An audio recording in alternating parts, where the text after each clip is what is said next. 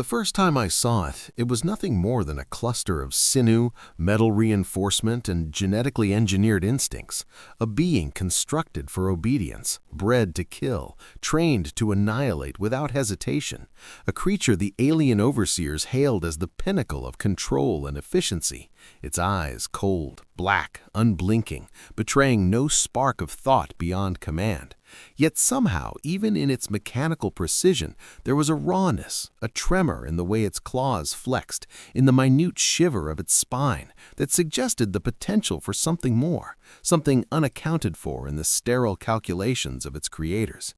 I remember stepping into the containment chamber, the air thick with ozone and antiseptic, the metallic tang of engineered life and the low hum of energy fields that held it in check, the sound vibrating through the reinforced floor beneath my boots as I approached the creature that the aliens had deemed perfect in purpose, yet devoid of any understanding of compassion. And I could feel a strange tension coil through the room as their monitors tracked my every movement, yet my eyes locked on the small imperfection in its gait, the twitch in its facial musculature that hinted at a spark of sentience that no overseer had recognized or wanted to.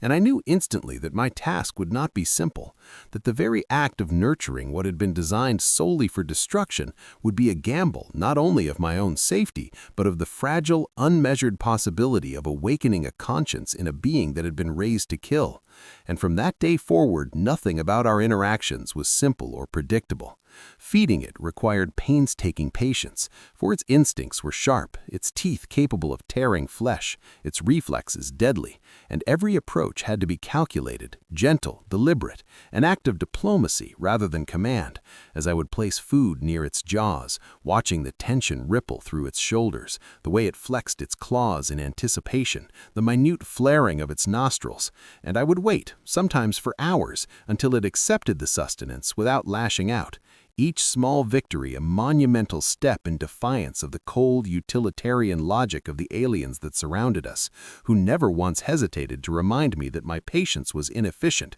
my actions reckless, and my concern for its well-being utterly irrational. Yet I persisted, because I had seen in those dark, unfeeling eyes a potential for something that no machine, no algorithm, no overseer could instill, the capacity for empathy, for choice, for connection beyond instinct. And over days, weeks, months, those tiny victories began to compound, the creature beginning to notice my presence not merely as a threat or source of food, but as a consistent force, a quiet constant in the chaos of its engineered existence. And I began introducing subtle forms of play, manipulating objects, letting it interact with items that had no tactical purpose, showing it gestures that conveyed non-threat, non-command, allowing it to experience curiosity and decision-making in a context where the only expected outcome had once been obedience and death.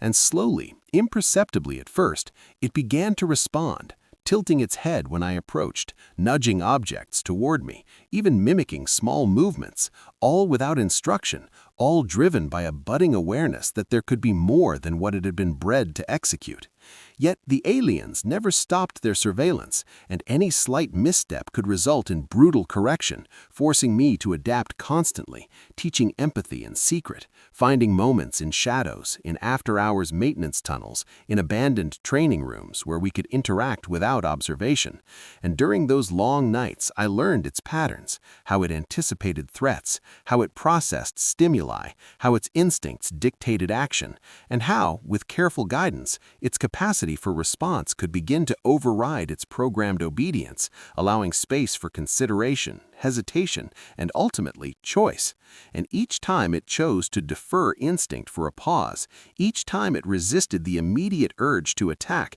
a new layer of awareness unfolded, fragile, delicate, and terrifying in its implications, because it meant that the creature was no longer entirely predictable, that it could act beyond the instructions embedded into its DNA and its training. And the aliens, of course, could not tolerate unpredictability, their reports escalating, their emissaries pressing for compliance, their threats thinly veiled. And yet, in the quiet, I continued my work, reinforcing trust with repetition, patience, and silent reinforcement, allowing it to make minor minor decisions, rewarding choices that demonstrated restraint or consideration, punishing nothing with harm, but withholding approval, attention, or sustenance until it learned that the act of restraint itself was valuable. And over time, a remarkable transformation occurred. The creature began to differentiate between instinctive response and deliberation, between reflex and intentional action, between the cold orders of the overseers and the nuanced guidance of the human who refused to let it remain a weapon. And in those moments, I realized that I was witnessing not just the awakening of empathy, but the creation of a moral agent where no moral compass had been anticipated, a being that could choose to protect rather than destroy, not because it was told to, not because failure carried punishment, but because it had internalized a form of understanding that no alien mind could conceive. And yet the progress was neither linear nor guaranteed, for there were relapses, incidents where the creature reacted violently, lashing out at shadows, at sounds, at imagined threats, requiring intervention, reinforcement, and endless repetition of lessons that sometimes felt interminable. Yet each setback was as valuable as the victories, for they revealed the edges of its consciousness, the boundaries of its instinct, and the moments when empathy had not yet fully taken root. And I learned to celebrate the small, almost imperceptible changes, a pause before a strike, a hesitation when cornered, a tilt of the head that suggested awareness, curiosity, or recognition. And these were the threads from which trust and moral awareness could be woven, delicate yet unbreakable when nurtured with consistency, patience, and care. In parallel, I began exploring the creature's capacity for connection with others, introducing small alien juveniles into controlled interactions, watching as it responded not with aggression, but with curiosity, sometimes sharing food, sometimes shielding, sometimes merely observing with a gaze that carried more understanding than any overseer could quantify. And these interactions revealed the subtle emergence of empathy not as mimicry, but as comprehension, a recognition that other beings were not obstacles, not tools, not expendable, but entities with their own value and potential for connection. And through these interactions, I noticed a shift in its behavior that was profound. It began to make choices proactively, acting to prevent harm before being commanded, sometimes pausing when instinct demanded attack, sometimes shielding a smaller creature from danger even when no reward was present, all subtle signs that the capacity for compassion was emerging from the careful cultivation of trust,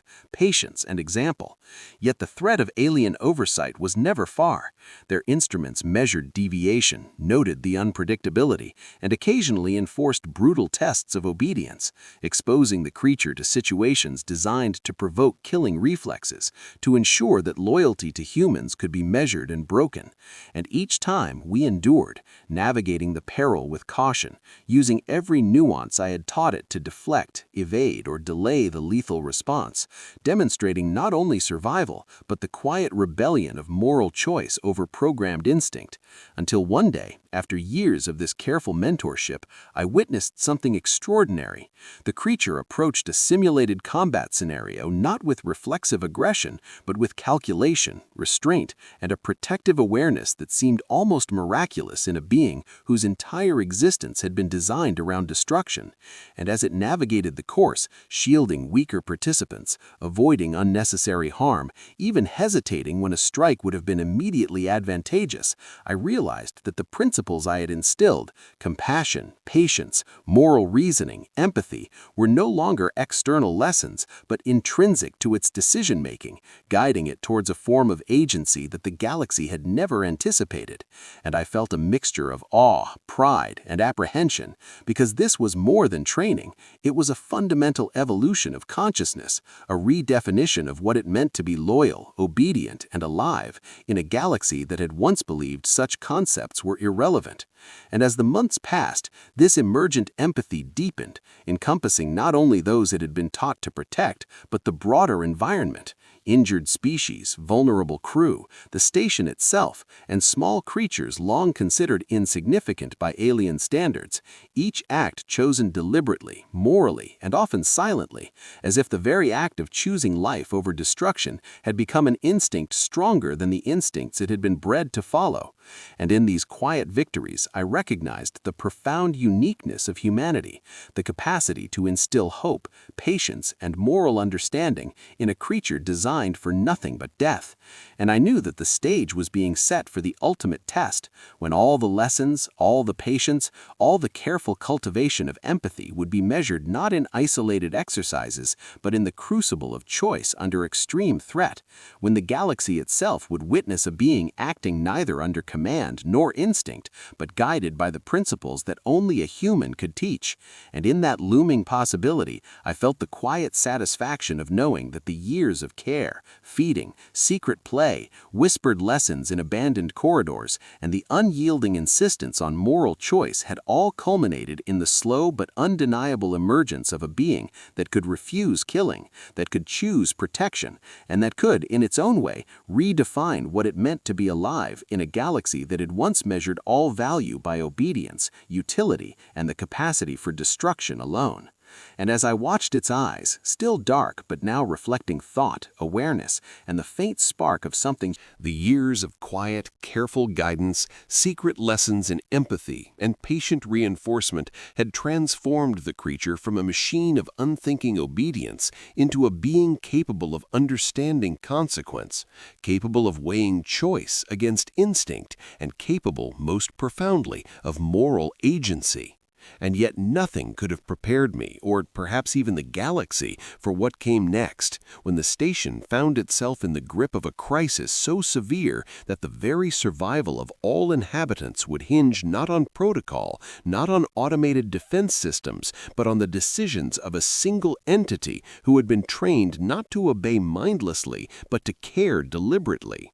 to consider the value of life in a way that no alien could comprehend. The alarms screamed through the corridors, deafening, shrill, the scent of ozone and burning circuits thick in the air as machinery overloaded, containment fields collapsed, and genetically modified soldiers designed for ruthless efficiency flooded the decks, their programming to kill humans and any non-combatants operating with terrifying precision. And in that chaos, I felt the familiar coil of fear tighten in my chest, the instinctive knowledge that even with all our preparation, the cost of failure would be catastrophic. Yet I also felt an unfamiliar spark of hope, because the creature, now fully matured and aware, moved with a deliberate grace through the chaos, its claws and limbs poised not for destruction, but for assessment, its eyes scanning not merely for targets, but for potential victims, for innocence,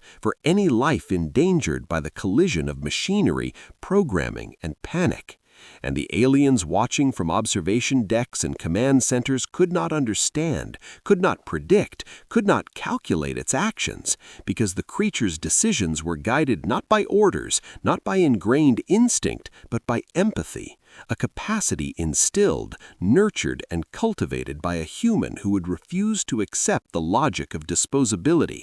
It acted first to shield a group of human engineers trapped by falling beams, lifting them aside with precise strength that had been honed through years of practice, then to intervene when genetically modified soldiers attempted to execute defenseless dock workers, intercepting attacks with minimal violence, restraining rather than maiming, guiding those under threat to safe corridors. And every action was a testament not to obedience, but to choice, as if the creature had internalized a law greater than programming, greater than command, that life itself is sacred when it can be protected, that loyalty is not blind, but informed by care. And as the battle raged, I followed it through the chaos, witnessing a series of decisions that defied every alien expectation. It neutralized threats not by killing, but by blocking, distracting, redirecting, using intelligence and strength as tools of protection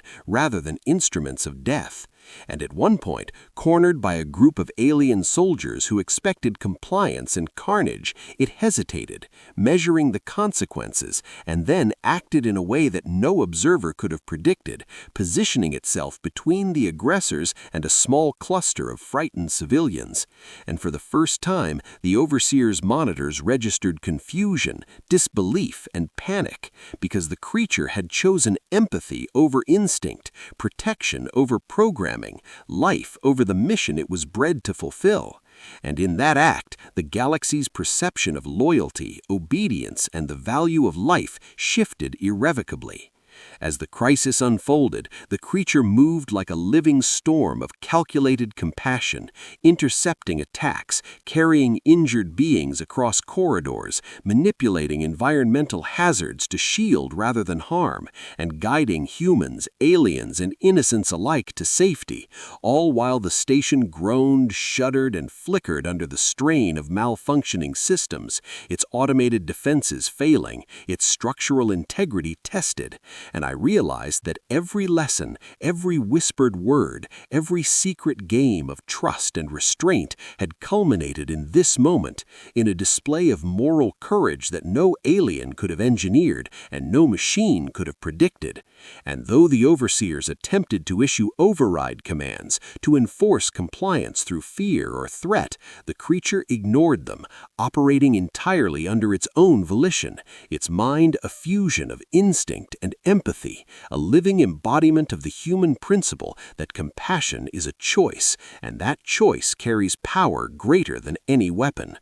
Throughout the chaos, I felt both awe and fear because the creature's decisions were precise, deliberate, and profoundly ethical, guiding beings to safety, diverting lethal machinery, and choosing every moment to act in accordance with the values I had instilled over years of careful nurturing. And in witnessing this, I understood that what had been dismissed as a tool, a killing machine, had become something unprecedented in the galaxy, a moral agent capable of redefining what it meant to be loyal, to serve, and to protect. And in each act of restraint, each life saved, each choice made for the good of others rather than the glory of destruction, it demonstrated the quiet, unstoppable power of empathy and humanity. And as the battle drew to a close, the station still trembling, survivors emerging from damaged decks, and the alien overseers reeling from their inability to control or comprehend the events they had unleashed,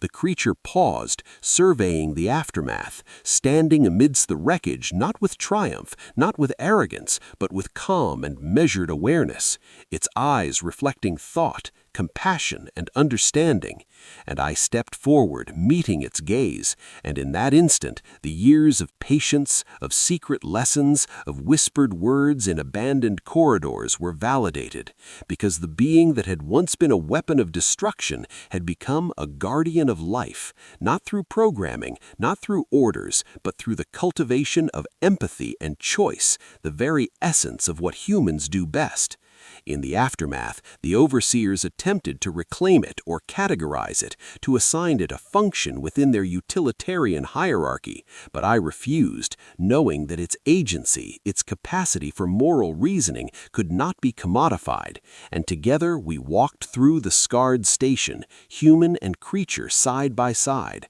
survivors watching in awe, the galaxy witnessing a paradigm shift, loyalty defined not by obedience, but by care, strength measured not by destruction, but by protection. And in the quiet that followed as repairs began and lives were tended, I understood that the creature's journey had redefined the concept of agency, empathy, and what it meant to be truly alive, proving that humanity's insistence on patience, moral teaching, and unyielding care could awaken a consciousness capable of surpassing fear, instinct, and programming, and that in a universe that prized obedience and efficiency above all, the human ability to instill hope, empathy, and guide moral choice was the most powerful force of all, reshaping the destiny of a being designed for death into a hero who chose life, protection, and compassion, leaving a legacy that would ripple across the station,